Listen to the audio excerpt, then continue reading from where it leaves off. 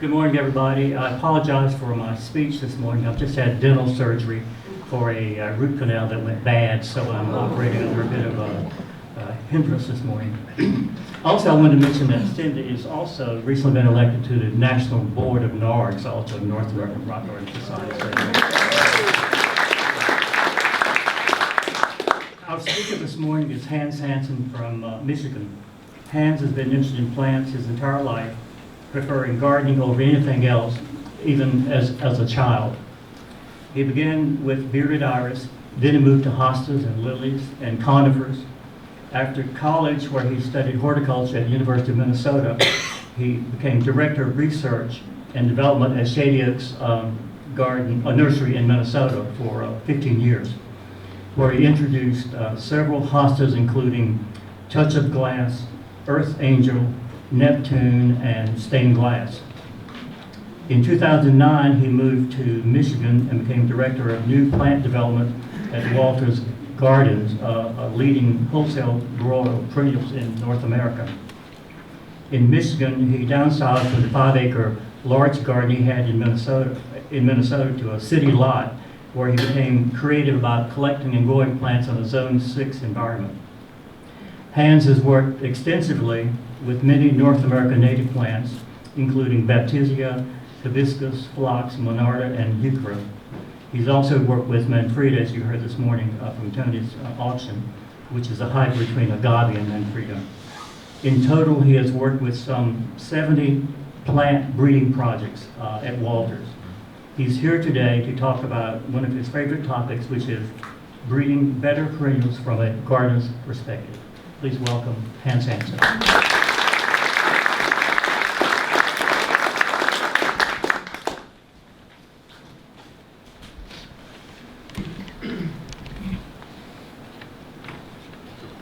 Can everybody hear me? No? It takes a moment for it to turn on. Tap it for me, Hans. There you go. Good to go? Yep. All right, thank you. So my talk is breeding plants from a gardener's perspective. I have been interested in plants my whole life. Born in the 1970s on a dairy farm in southwest Minnesota. Very small rural town nearby, had less than 400 people. Center picture, I was about 3 years old when I was planting onions in my parents' garden. My dad broke a stick off about 3 inches apart, said put an onion on each side of the stick and just go to town. I guess back in the 70s, they didn't have what was known as organized daycare in rural Minnesota. So my mom and dad would drop me off at the neighbors and tell me to weed their garden. And I loved it. And from really early on, I started collecting plants. Iris were among the easiest plants to give away. So in no time at all, probably by the age of 5, I had an iris collection. Just always interested in plants. Botanized, walked the road ditches, picked asparagus in the fields when I was a kid. By the time I was a teenager, I was breeding lilies, joined the North American Lily Society as a junior member, and got a book on lilies, culture, how to breed lilies, so kind of was self-taught, worked with Asiatic lilies. And that's probably my longest breeding project, so over 25, 30 years later, still working with lilies. They've come a long ways. Nowadays they're taller, easier to breed, but just interested in plants my whole life. I worked at Shady Oaks Nursery for 15 years. Then in 2009, I moved from a 5-acre garden to a city lot. My love of plants did not diminish, but I had much less space and went around trying to be a lot more creative about what I grew in a smaller space. So the next 2 set of slides, 3 pictures on each slide, is the exact same vantage point looking across my yard to the granite fountain in the back, and just shows that by using the same color palette throughout the year, you can have continuity and still have a lot of plant material and diversity. I like to be outside all year long, so I use a lot of conifers and spend a lot of time in my garden. Once again, lilies, something I wouldn't garden without. Have a lot of lilies in the garden. And of course, leave a lot of plant material for winter's interest. Same spot, now looking south instead of east. That's my mailbox, early spring. By Midsummer, we've got different color palette, just a lot of diversity, keep the interest going. A lot of tall plants gives the illusion that the garden is taller than it really is. Everything in your garden is the same size. You can see everything at once. This way it takes a lot longer.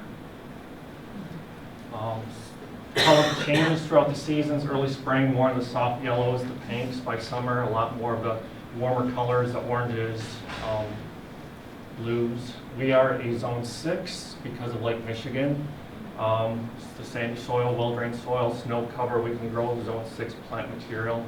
Whereas about 35 miles away, Grand Rapids, they don't have the same lake effect in their zone 5. Passionate about rock garden plants. Several folks have come to my yard and said, why do you call it a rock garden when there's no rocks? Rocks take up quite a bit of space, so space for small plants. And the rock garden is just an assortment of small plants that don't play well with others. They don't want to get eaten alive by more rambunctious neighbors. So those are grouped together in that area. Same rock garden throughout the season. About May 15th, and this top slide with the gentians blooming, I would have just put out the Mangaves, and then all the way down to November where it got pale and blooming. So a lot of diversity.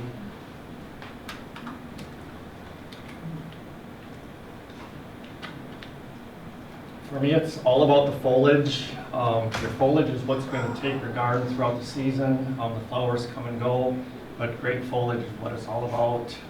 They've got the exact same viewpoint throughout the year, and you've got the spring with the daphne blooming, summer with the agapanthus, and then late fall with the seed heads.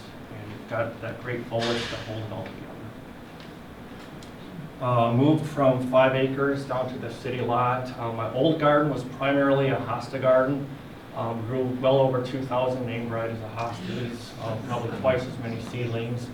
On a city lot, I'm pretty selective about which hostas I grow, but that area is just jam-packed with hostas and companion plants. There's not a lot of weeding because the foliage keeps the ground from getting sunlight, so there's not a lot of weeds that germinate. It's mostly just editing foliage in the fall and in the spring. Walter's Gardens is in Zeeland, Michigan, and I come from the state shaped like a mitten. And over here would be Detroit, and over here would be Grand Rapids, about 3 hours from Chicago. When I moved there, I was told they had lake effect snow, and from Minnesota, I thought, well, that's not that big a deal. You get a lot of snow. That was true, about 78 inches. What they didn't tell me was, along with lake effect, came cloud cover. So from November till about March, you don't really see the sun. And from Minnesota, it could be 20 below zero, but a bright sunny day inside. You don't really feel as depressed as you do in Michigan, where it's cloudy all the time. In fact, halfway through the first year, I went to the doctor and said, there's something really wrong with me. I'm tired, I have no energy, I don't feel well. And he said, well, you know. I said, I don't believe it. Well, eventually they tested me and I had so little vitamin D that he's like, you know, everybody in Michigan pretty much on that side of the lake is on vitamin D supplements or grow lights. Just to maintain their sanity.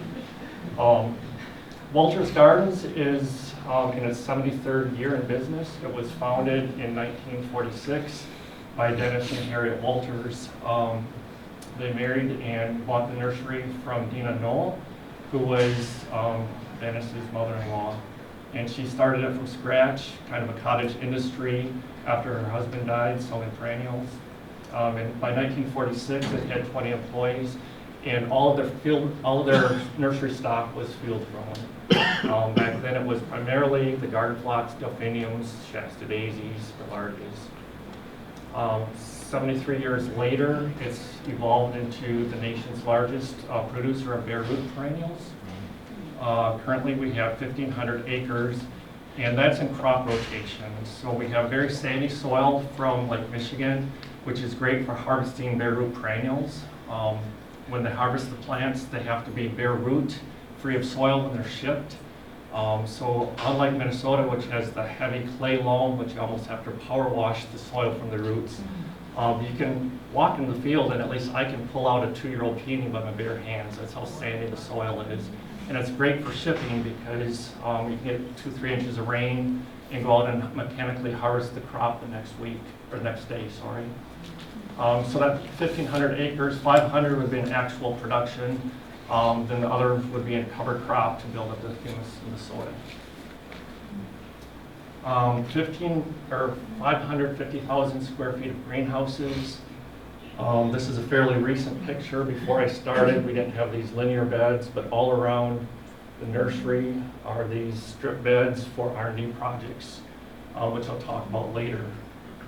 We've grown from 100% bare root production to about 40%. The rest is young plant liner producer. And what Wolters Gardens does is they supply other nurseries with starter material. We don't sell to the retail, so everything is wholesale. Bare root would come in a box of 25.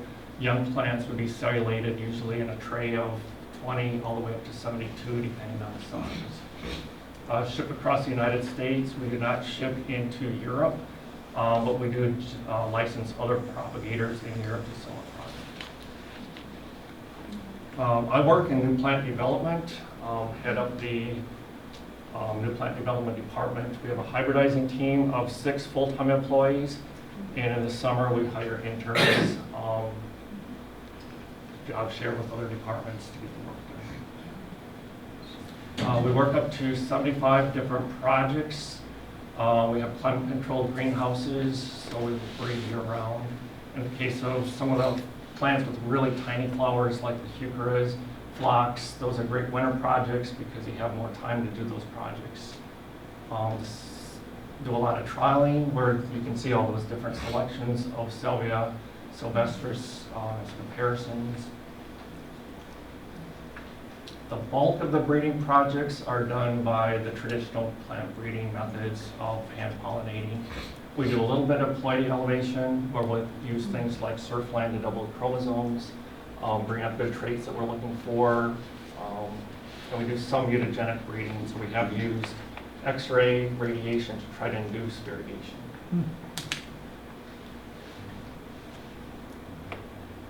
Of course, the seeds are germinated in the greenhouse.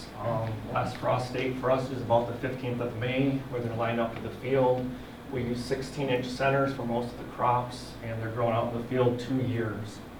After the second year, the most promising plants are identified, marked, and moved back to the main campus, where they're put in the comparison beds for further evaluation. A big part of the breeding process is record keeping. We use the Excel spreadsheet. Keep track of the mother, the pollen source, the date the cross was made, if it was successful, how many germinated in the future, if anything was selected from that cross. But really important to see what the parents are on the breeding work. Throughout the season, we have weekly plant evaluation walkthroughs where we go through the linear beds. This would be the most promising selections that are planted in these strip beds. It's by genera, so the new seedling would be there, usually multiplied by 3 or 4. It would be planted next to the parents, the industry standards, to see how it compares to what's already on the market. Is it an improvement? Is it something that we want to introduce, put on the market? So a group of between 4 and 6 people weekly, although people close to the project like myself probably go up there daily, if not several times a week. If it's a plant that we are going to offer as a bare root division or G1, we would also want to know how it does in the field. Is it something that we plant May 15th? If we plant it May 15th, how big does it get? There's some crops that if we planted it first thing in the spring, by fall it would be way too big to sell as a retail plant. So we might plant it as late as mid-July. Opposite is true on some of the product, like Spigelia. We've tried planting it May 15th, and by the end of the season, it's not big enough for a G1. So we'll reconfigure, maybe it's a 1.5 year product. Gather data, is it something that flowers the first year, non-vernalized from a starter material, or do you have to grow it an entire year, have it go through a winter and flower the second year? That's all things that the customer expects you to know and to tell them. So we try to do our homework, see if we're going to make money on it. And if it passes all those tests, the first 100 to 500 plants that we trialed can become stock plants or plants for customers to trial. We also do container trials. trying to simulate what our customer would do with a plant. Is it better from a bare root plant, or will a cellulated young plant work? What does it take to get it to flower? Does it look great in a container? There's been many cases where the plants are too tall in a container. In the case of some of the Heucheras with the really large leaves, all of the foliage is outside of the pot, and you look down and you see stems. It doesn't really cover the pot. There's not enough foliar canopy, and those don't make it to market.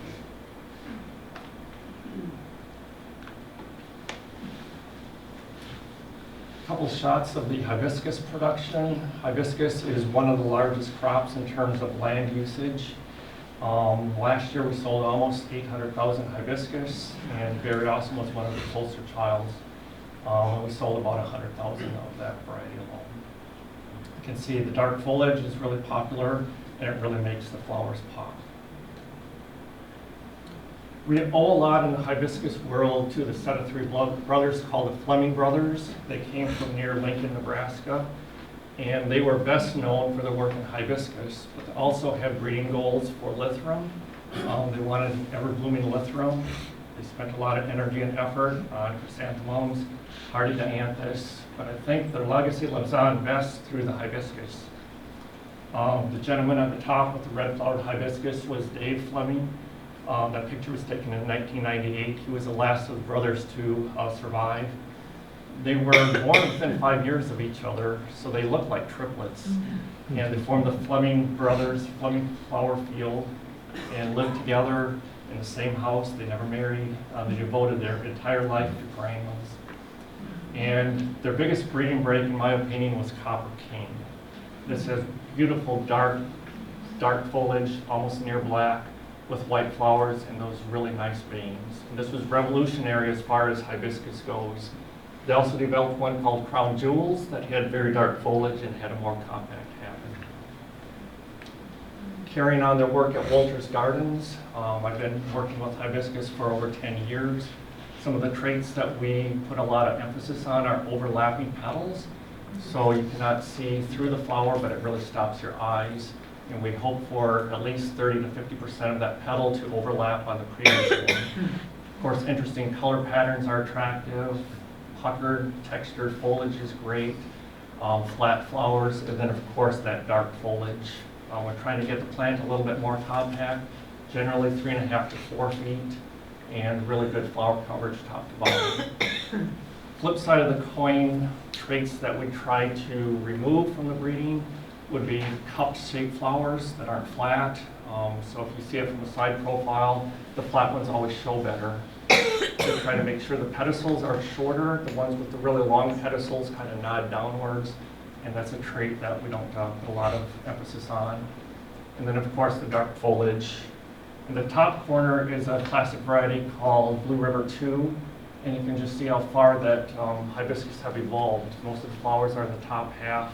Foliage is rather light color, and we've come a long way since then. It's interesting to note one of the native species that we use is Hibiscus moschutos, which is between the greenhouses and the fields, so it grows native there. It's basically a swamp plant, grows in low-lying areas. A lot of times it has wet feet. And I do keep one of the plants in the collection just to show how far we've come. When you look at that plant, the flowers, the petals do not overlap. The foliage is light, fairly tall, blooms late in the season. So we've moved quite a distance from the original species. We do a lot of the hibiscus breeding outside. The flowers last almost 2 days, but of course it's the first day that we make the pollination. Usually start about mid-July. It takes about 5 weeks from the day we make the cross until the seeds are ripe. Each pod produces about 30 to 35 seeds.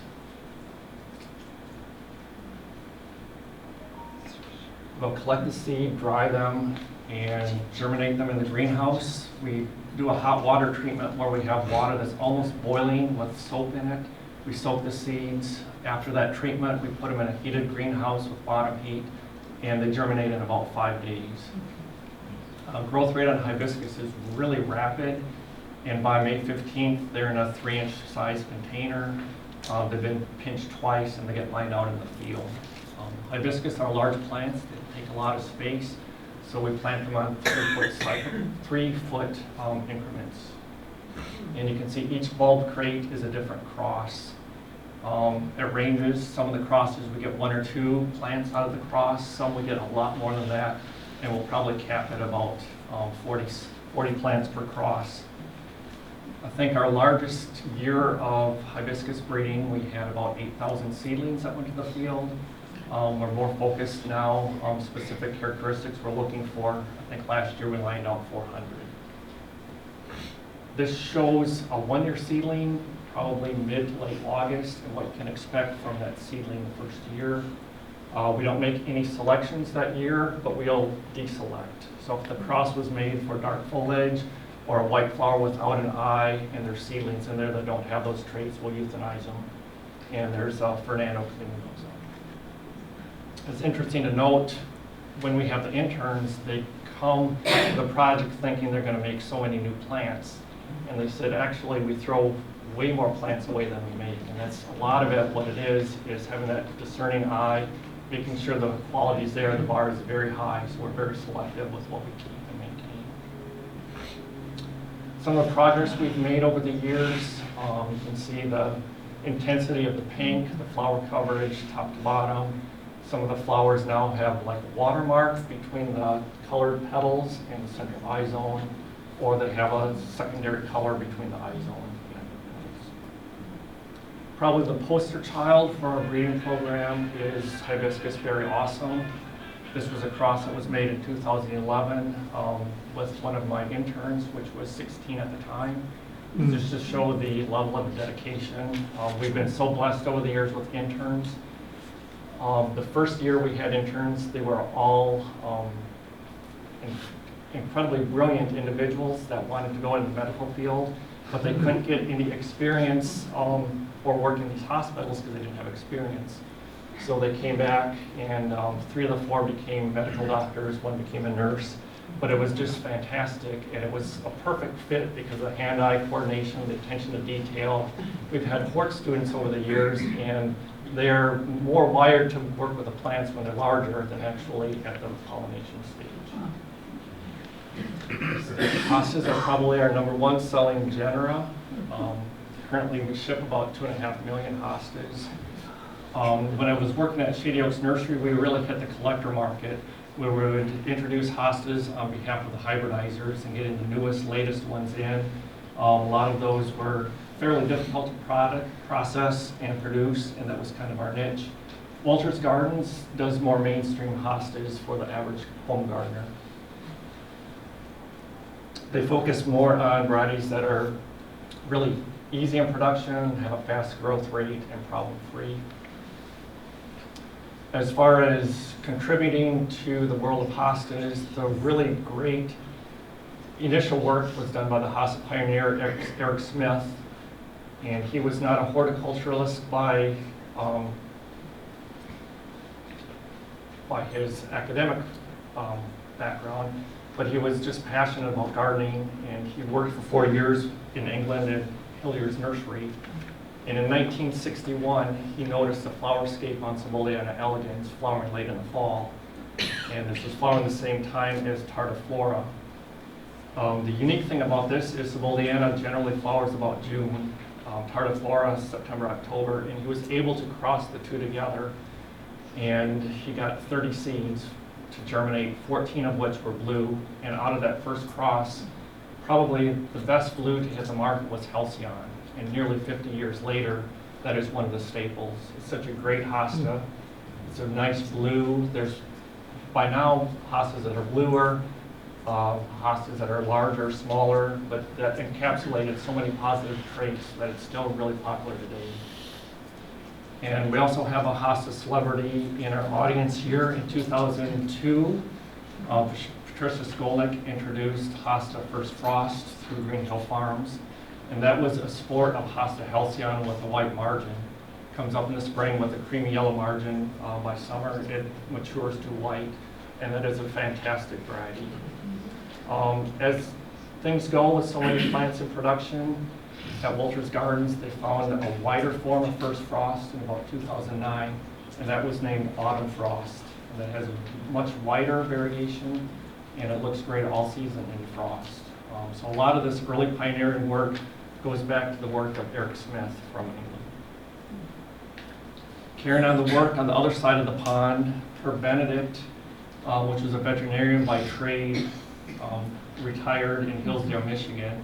And he spent the later years in his life working with hostas. And he took Eric Smith's F1s and F2s from that cross and selfed them. And so he made those hostas much more blue, and by doing that, he also decreased the size. And I think probably the two best examples would be Blue Ice and Blue Chip, which were, I believe, almost the size of a golf ball. They were so small. But he did a lot of work with the hostas. He also did work with variegated hostas. But he was more of a collector than a breeder than a nurseryman.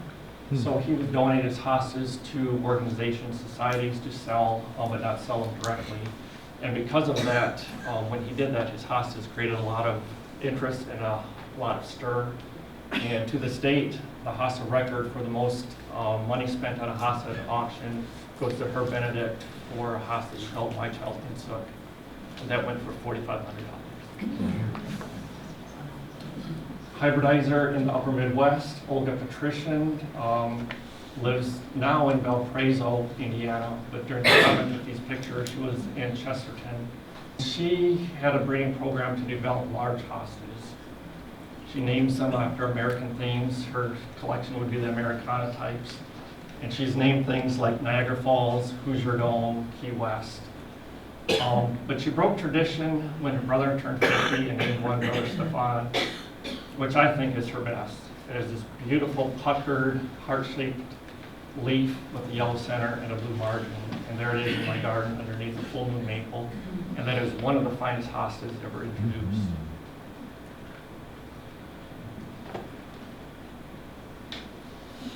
Mildred Seaver from Needham, Massachusetts was probably the individual that was responsible for the most enthusiasm for the genus Hosta. Somebody's described her as having an infectious enthusiasm for hostas. She was a backyard hybridizer. She let the bees do a lot of the work, but she really had a great eye for traits she was looking for. Early in her career, she named almost all of her hostas after the first three letters of her last name, which was C. So there was Sea Thunder, Sea Lightning, Sea Gold Star, Sea Lotus Leaf. Later in her career, she released what's probably her finest introduction, Queen of the Seas, a majestic blue with a really ripple margin. It has genes of probably both Savoliana and Montana in it. And to me, that was one of the nicest hostas from her breeding program. A little bit about the ABCs of hosta breeding. Hostas are related to daylilies. The flowers last one day. The transfer of pollen is easy, just taking the pollen from the anther, putting it on the stigma, and if the cross is successful, you'll get a pod forming. We do it early in the morning. If temperatures go above 90 degrees, generally the crosses are not successful. At the end of the season, we will collect the seeds. Each little price tag represents a cross that we made. Hostas are cleaned, organized, cataloged, and then sown in the spring. Hostas we generally plant in the greenhouse about February 1st, and it looks like there is a ton of hostas in there, and there is. But if the cross was made for variegation, only the ones with the variegated foliage would be kept, the rest would be discarded. Hostas have a long process to go through before being introduced. If a plant is bred for variegation, you must have a streaked plant as the mother plant. And that variegation is 100% maternal. So if you reverse the cross and use pollen from the streaked and put it on a non-variegated one, you won't get variegated seedlings. The direction of the cross is really important. And then when you germinate the seeds, you'll get a percentage of them that are variegated, streaked again, and then it's an aging process. It's like wine. You have to wait until that variegation migrates either to a center or an edge. And once a division of that is stabilized, you can remove it from the rest of the plant, which is probably feeding that plant with energy. And then you have to make sure that it's a good plant, stable, and with the thousands of other varieties on the market, truly unique, distinct, and worthy of introduction.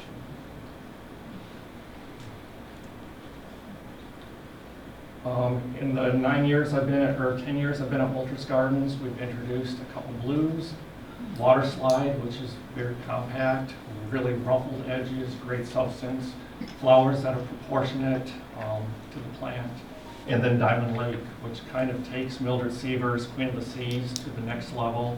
Foliage is more blue, the leaves are more ruffled, just great presence in the garden.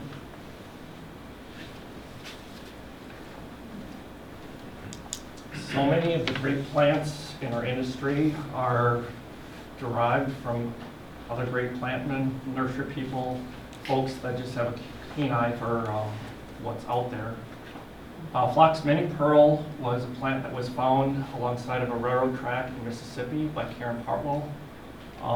It is probably the best phlox I've ever grown. This was introduced to Plantalites in 2003.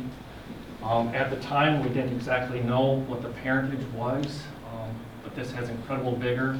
For us, it blooms the 8th of June. For you, it probably blooms about mid-April. In the many, many years I've grown this plant, I've never seen any mildew. So those thick, glossy leaves are very mildew resistant. It's about 18 inches tall, about 2 feet wide. It's somewhat solaniferous. It's not like paniculata, which forms as tight clump. This is a little bit of a spreader.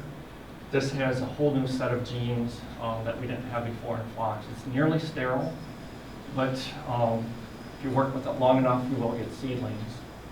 This was put into production at Walters Gardens, and there was one fall day that we were driving by in pickup looking at the crops, and I started screaming like I had my hand cut in a car door.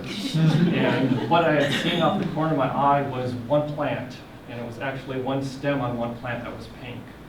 And we stopped and took cuttings, rooted it, and that became Amethyst Pearl, which is genetically the same as Mini Pearl, except the flowers are pink.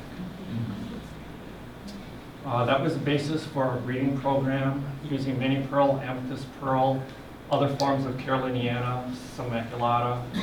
We came up with this series of tall phlox that bloom earlier. So for us, the paniculatas bloom about the first part of July. These shift the bloom season earlier. This is important in nurseries because the earlier the plants are to flower, the earlier they can get to the point of sale. It's great for the home gardeners because you've got these phlox that bloom at a time where you didn't have phlox blooming in the garden.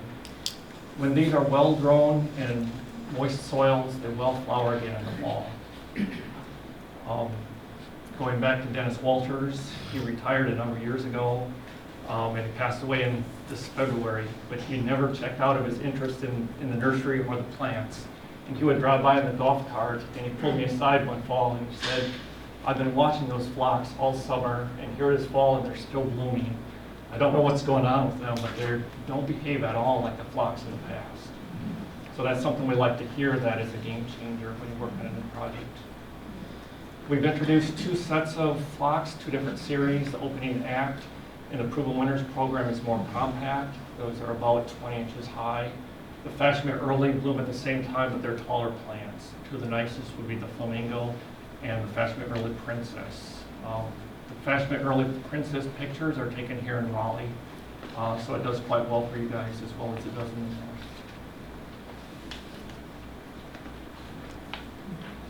Tony touched on Mangaves. But the story of the Mangave goes back to Carl from Yucca Nursery.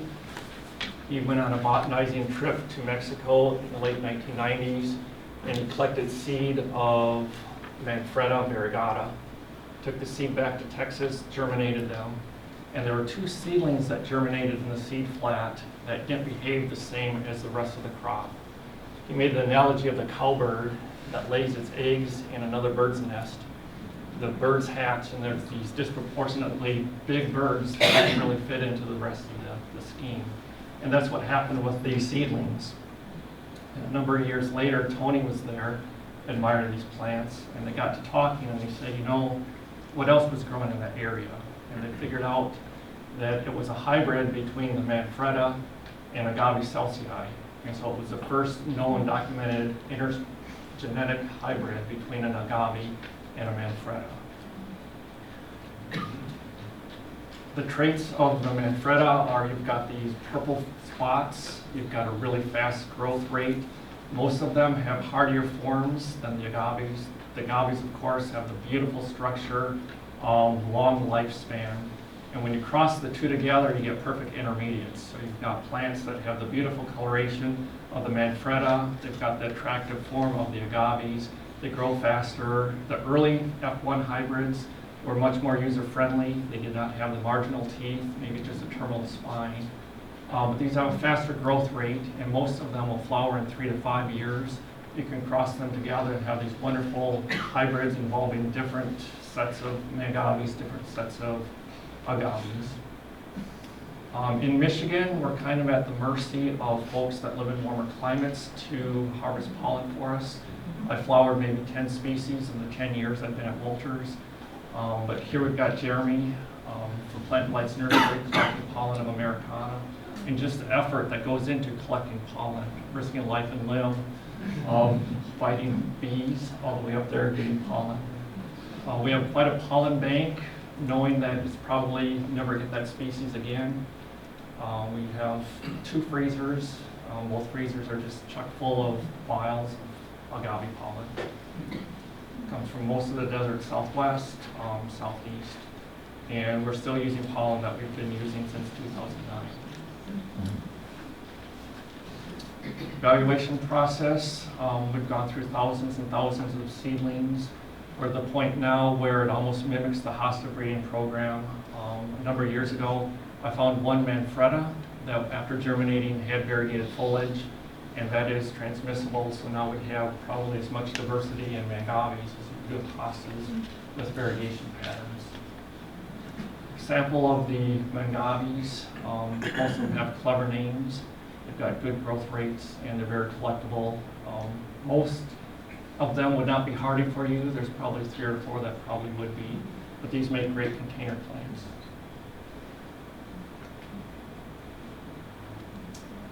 Another genera that I've been interested in almost my entire life. All the way back when I was, before going to elementary school, I was, gardening with one of the neighbors. And when they moved off the farm, when I was about 8 years old, she told my dad that I could have whatever plant was left. One of them was Baptisia australis, and I was bound and determined I wanted that plant. And she had probably grown it for 20 years, and my dad came with a shovel and broke the handle off of it. And said, I don't know what it is about this plant that's so important, but it doesn't want to go home with you. And I did get a piece, and I grew it for many, many years. It's still growing in my mom's yard.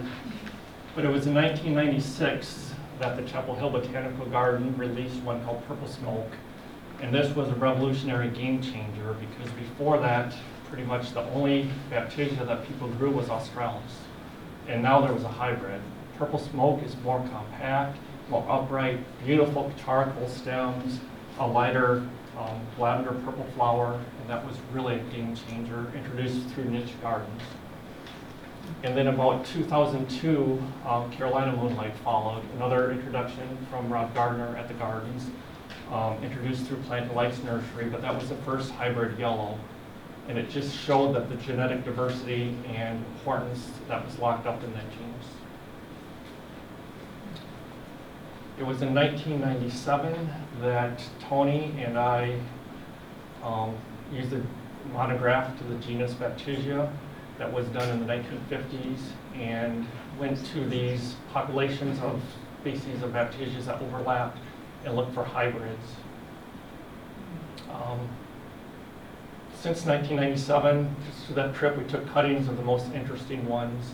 I was working at Shady Oaks at the time, rooted them out in TC, and then each of us had carbon copies of the same genetics, and we developed a breeding program. Tony selected very tall, majestic, upright plants. Probably 2 of the best are the blue towers, ivory towers that are great for the landscape, planting plants underneath them. Wolters Gardens wanted more compact plants, so they had a series called the Decadence series, where they were using a lot of minor in the background, which makes plants usable in the smaller gardens.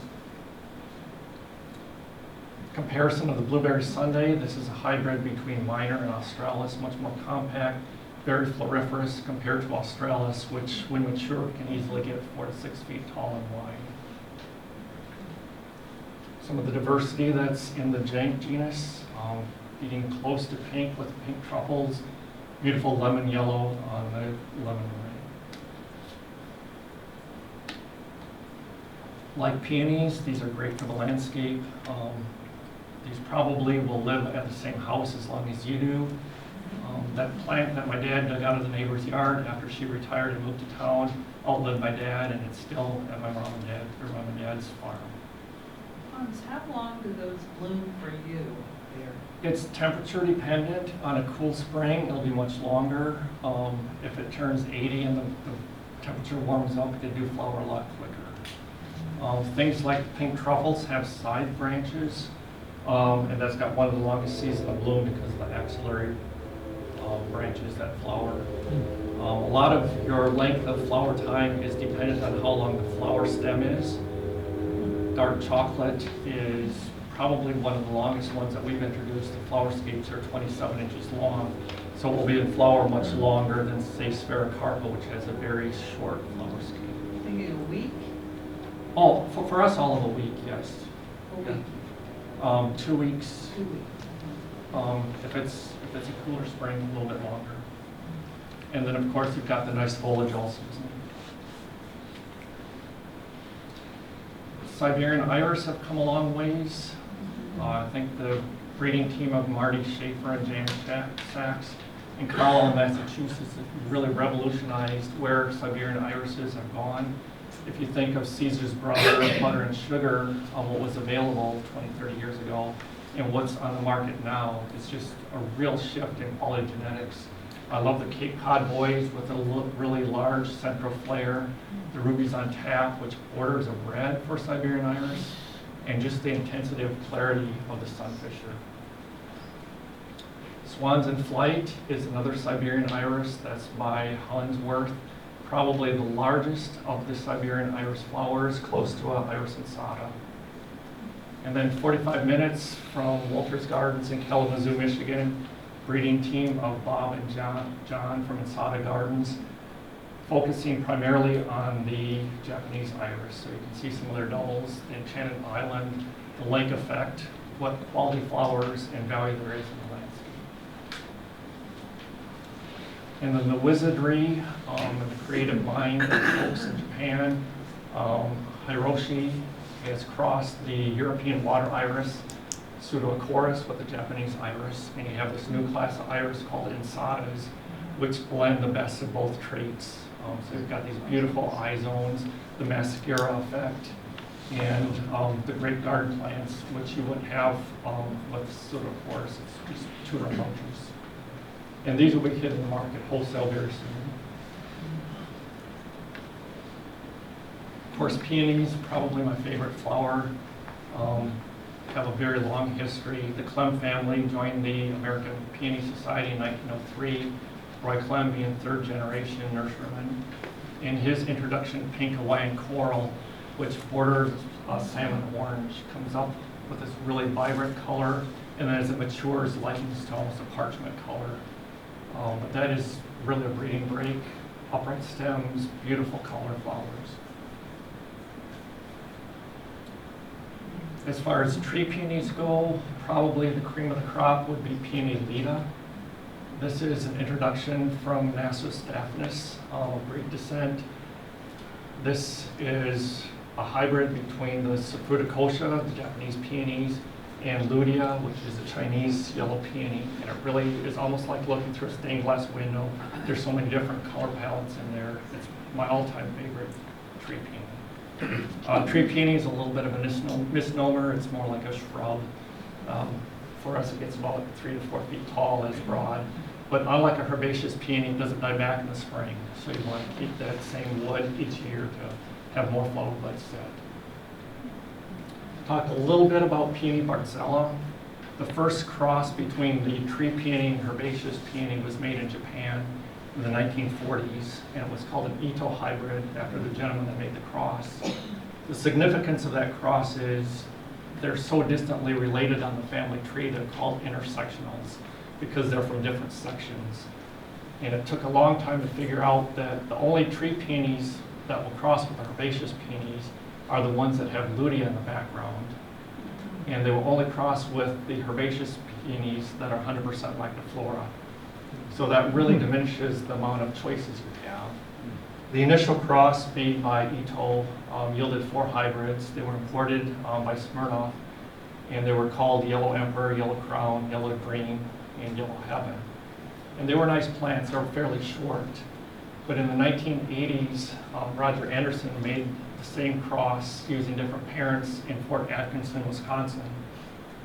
And probably the best he's ever introduced is called Marcella. And this hit the market in 1986. And it's one of the very few plants I know that when it hit the market, it had one price, which was $200. And it sold out and became even more expensive the next year. The way it usually works, especially in daylilies, is it hits the market at one price, and as supply increases, the price goes down. I think if there's only one plant that I could grow, it would be Peony Marcella. And this just gets better over time. It has beautiful yellow flowers, which is unique in the herbaceous types. Long season of bloom, unlike the herbaceous peonies, which all the flowers open almost at the same time, the flower buds are staggered. So you'll have that in flower for a longer season of time. And coming full circle, in 1998, I went botanizing in Yunnan, China with Paul Jones, with several other people. In fact, somebody in the audience also was on that trip. And we collected Peony lutea. And it's interesting when you see a plant in the wild. In cultivation, you think a peony like that would have moist soils, maybe light shade, very benign environment. When we went to Benzela in Yunnan, it was a very hot, dry, arid environment, and it just shows how hardy and tough that plant really is. But there's Peony Marcella. If you grow it in your yard, you do not want to cut it back hard in the spring, maybe cut it back about 4 or 5 inches, because it will repurpose some of that lower stem and have increased flower production. When it's mature, year 4, 5, 6, you might have 80 flowers in the stem. Nearly weatherproof.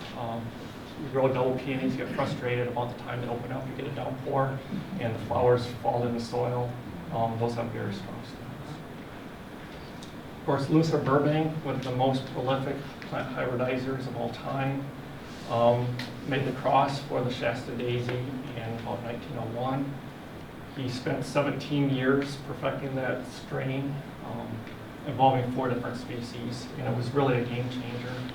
Over the course of time, 100 years have gone by. Folks have worked on that genera for a long time, and we've come up with one called Spoonful Sugar, which is compact, cream flowers, flower coverage top to bottom.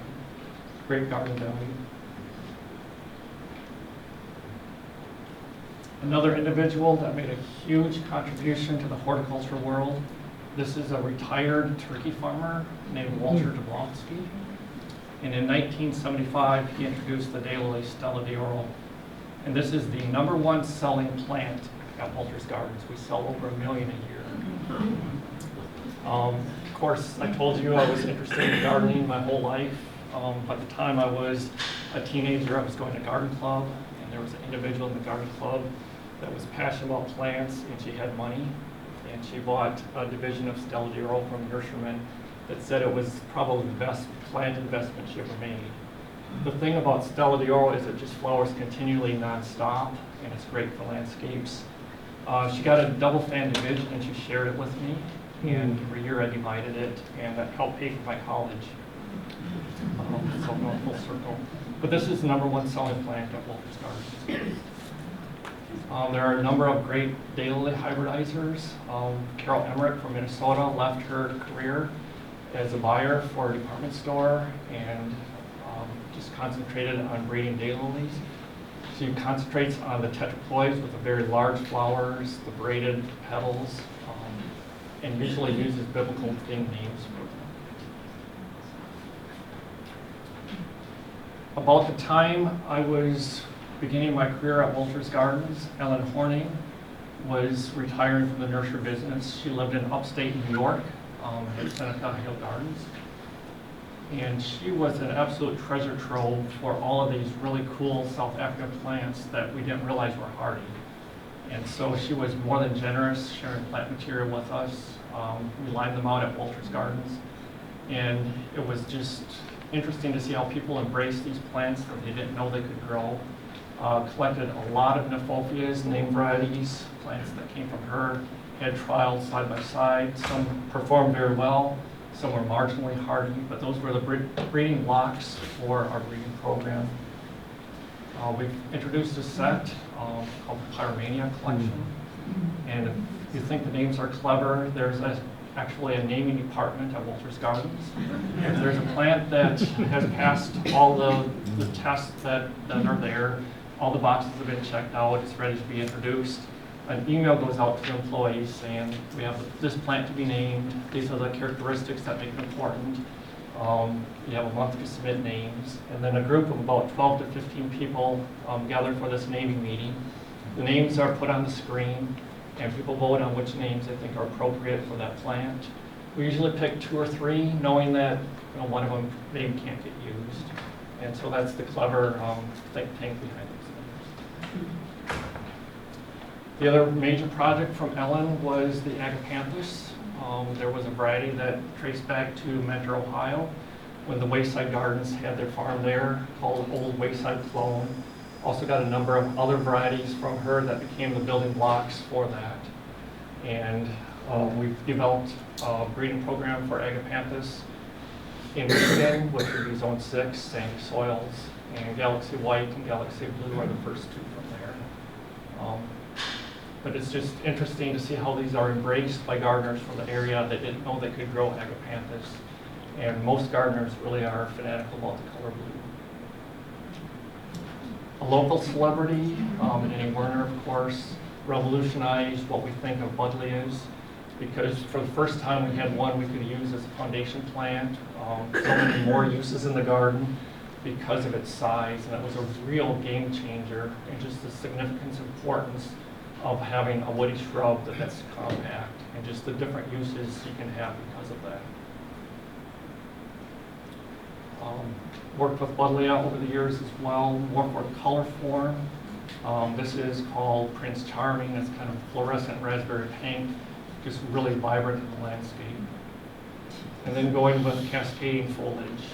The first plant that I had on the breeding program that had flowers like that was called Wisteria Lane.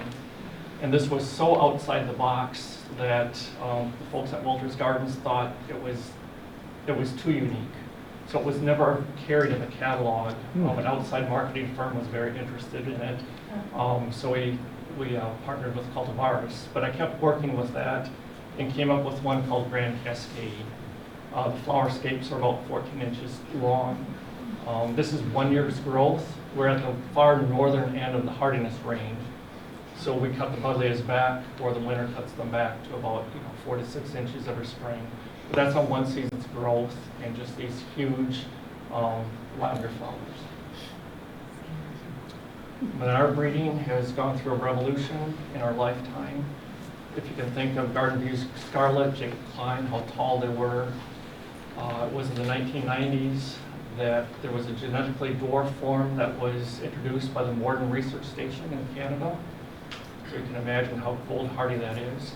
And they were the petite series, they're about 12 to 18 inches tall, very dark foliage, and that was a game changer of how people use Monardas in the landscape.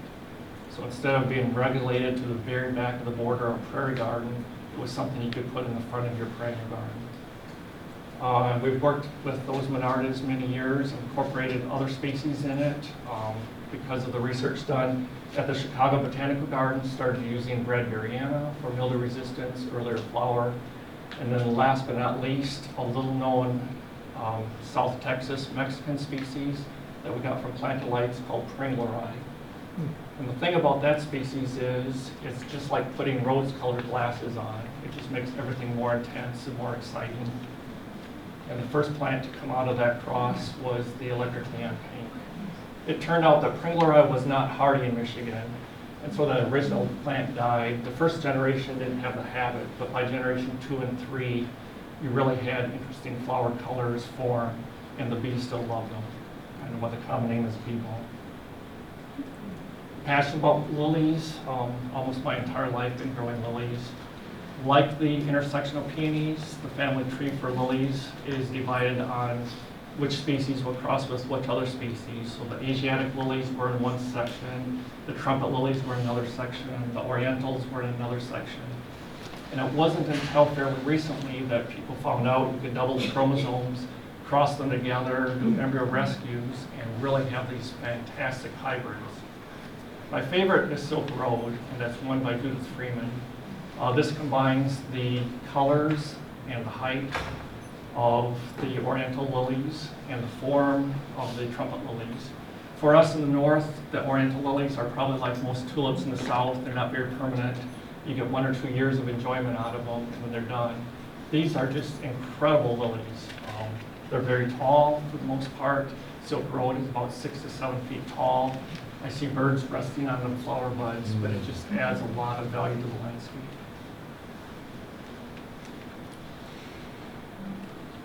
A game changer in the world of sedum. This is a hybrid between a little-known species from outer Mongolia that Harlan Hammerneck collected, introduced as a plant select in 2004. And Brett Horvath from Interspecific Perennials crossed that with the tall type sedums to get a perfect intermediate. And his introduction was called Pure Joy. That's about 12 inches tall, and it has a perfect habit, almost looks like a softball. When the plant emerges in the spring, it's very upright. The stems start to open up a little bit, and then by the time it flowers, it backfills so that you don't see any of the stem. And over the course of time at production at Walter's Gardens, we found 2 sports. The first being Bundle of Joy, which has pure white flowers, and then Pride of Joy, which has darker rose-colored flowers. Mark McDonnell, known as the Onion Man from Massachusetts, made a cross nearly 20 years ago between Newton's and another variety and had this fantastic plant here. For the first time, my boss went to visit Plant Delight's nursery, and he bought 2 plants. And I believe this was 2007. And the 2 plants that he bought were Alien Millennium. Came back, planted them in the trial facility at the nursery, and it was about 2009-10 that I was there. It passed the criteria for an introduction, was divided out, and eventually became the Plant Perennial of the Year in 2018, which is the highest award that Perennial Plant Association hands out. Last year, we sold 350,000 of this plant. It's almost a dream plant, beautiful dark glossy foliage, flowers in mid to late summer, starts flowering for us about the end of July, all of August. A magnet for bumblebees, honeybees, and it's just a fantastic plant.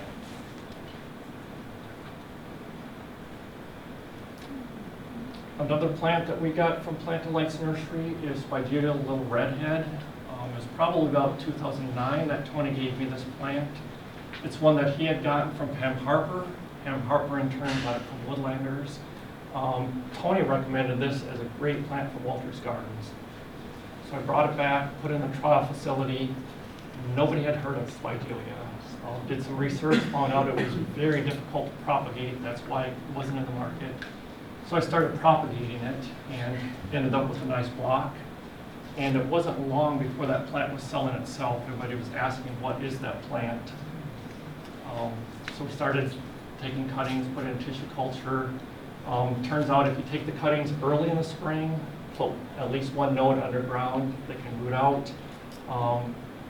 Makes a good G1 grade plant, growing at 1.5 years in the field.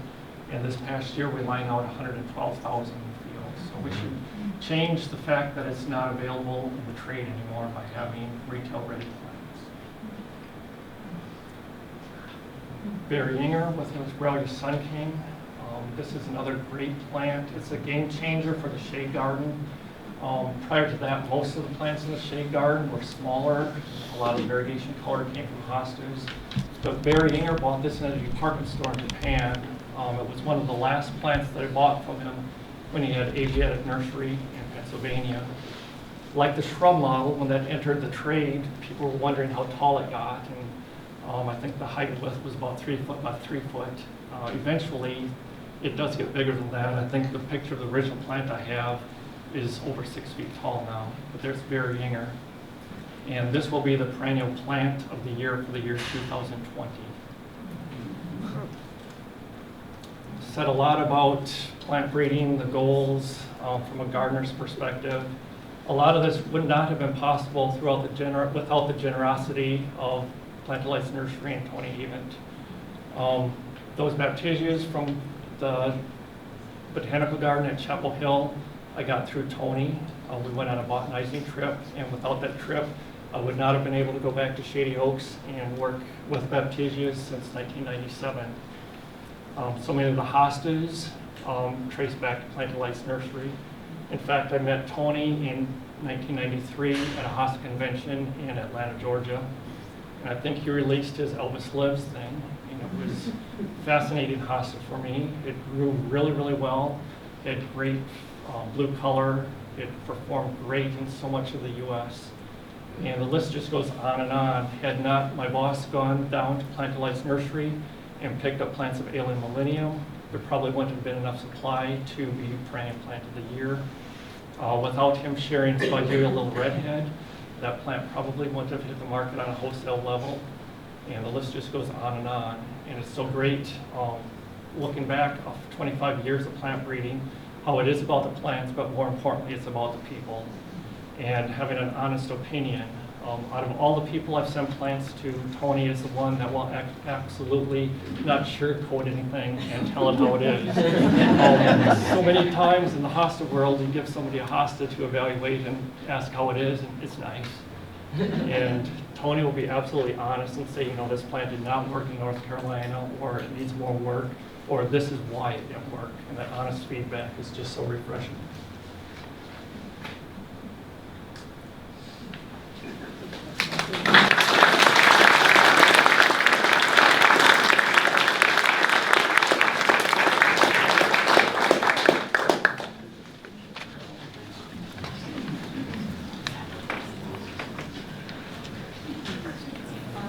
Hans, would you be willing to answer a few questions? Sure.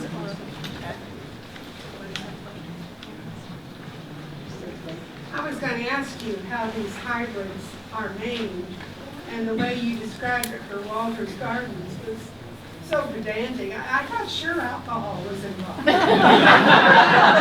Alcohol may have been involved in the brainstorming process, but the actual final selection is done during work hours, so I can't. There are some really, really clever minds at Walters, and it's encompassing the whole company. So there's folks that work in inventory, in the front office, there's folks that come from the greenhouse, there's plant breeders, and it's just a huge gamut across the board of perspectives, and a lot of dialogue. And a plant may sound really cool, and you say it out loud, and it's a tongue twister. So there's a lot of thought that goes on that name, because once it's named, it's carved in stone. And we'll go back and. Well, if you ever really do get stuck, call Tony. All right, we have corresponded a lot with names, and he's a great reference. So. I don't want to use all of his great names either. He's got a plant breeding program too. So do you supply, you say you supply nurseries.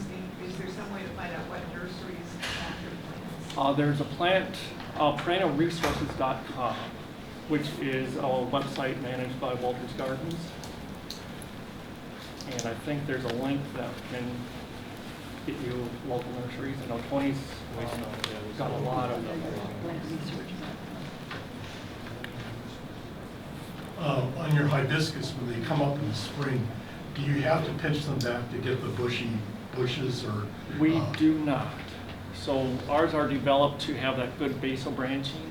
So we do not, in the trial fields, in the linear beds, they're not pinched, cut back, manipulated at all. So they're selected for that happen. Okay. You had said that Mini Pearl and Amethyst Pearl have the same genetics. Correct. So there was a stem in the field of Mini Pearl that had pink flowers. Now, does that mean it's the epigenetics that changed the color, or how did that work? So if you grow on seeds from the Amethyst Pearl, if you get seeds, those will be pink. So in that case, that color did shift, but the plant height, the habit, the leaf shape, all of that is the same as Mini Pearl. So it's almost a carbon copy except different flower color. And you're not sure if the color was epigenetic change or how you measure that? You just know it? Just know that that plant, when I took the cutting, I took the entire cutting and rooted each node. And when I flowered that out, only the top couple nodes had pink flowers. The bottom of the stem were mini pearl again.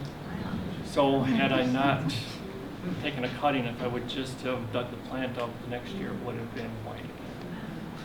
Which it's not all that uncommon when they line out thousands and thousands of plants to have, you know, a plant sport. Generally, it's not a marketable sport, but once in a while you get lucky. Thank you, Hans.